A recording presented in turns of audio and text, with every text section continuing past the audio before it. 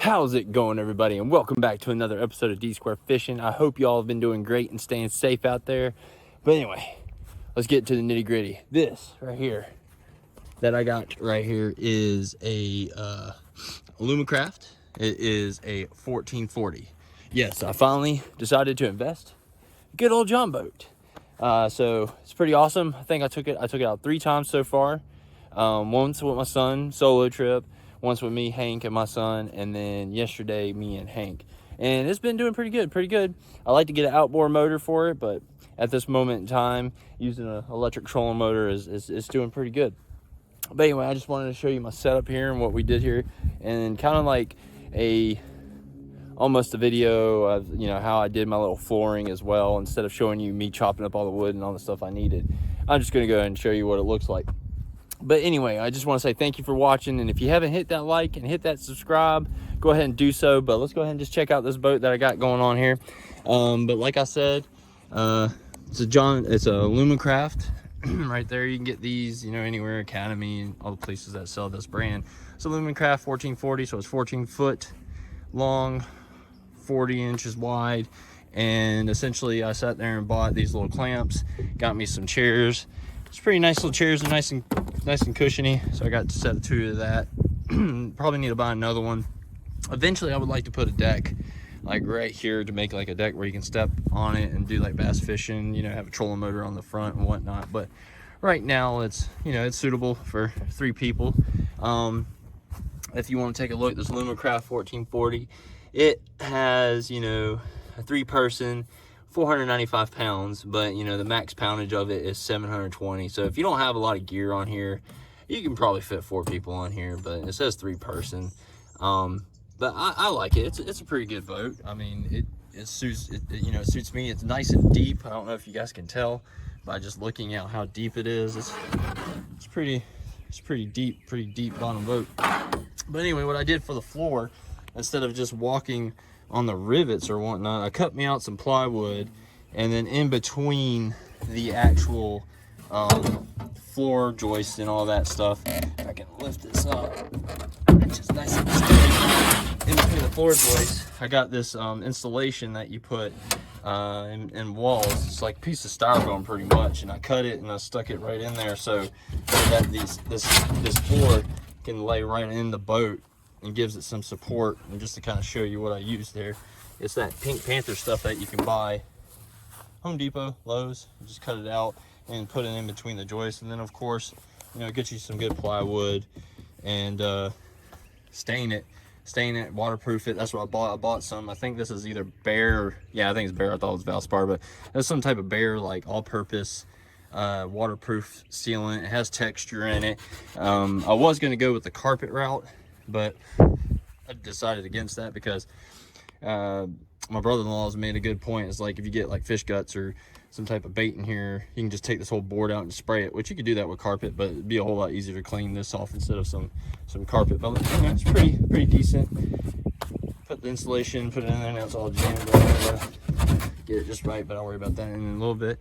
But anyway, so for the trolling motor, like I said, I went with that until I get an outboard. This thing is rated at a 15 horsepower outboard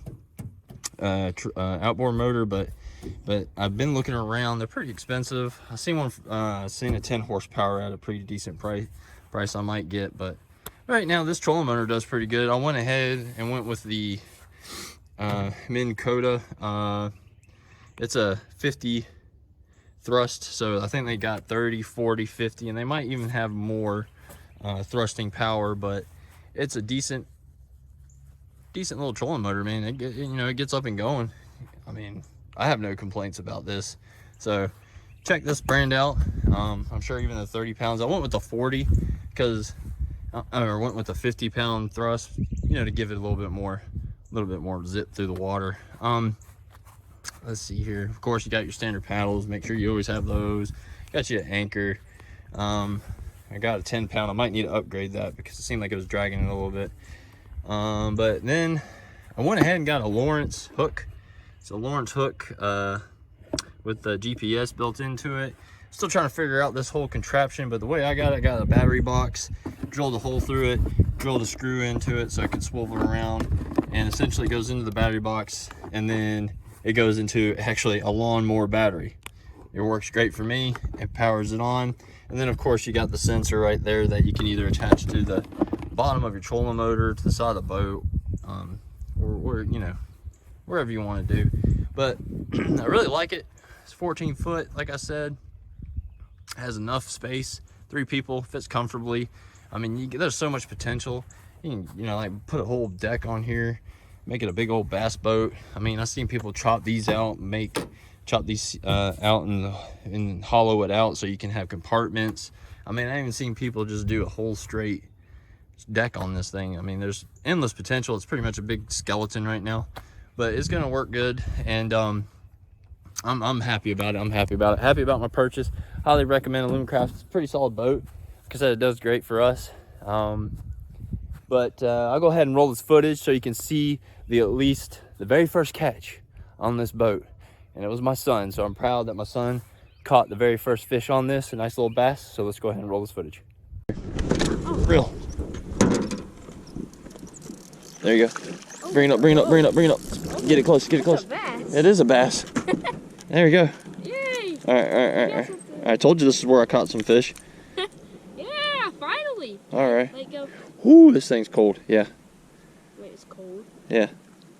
How do you know that? Here, grab it. There you go. And don't throw it in. Let me take some pictures. Ooh, his mouth is nice, and put your thumb way in there. Put your thumb way in there.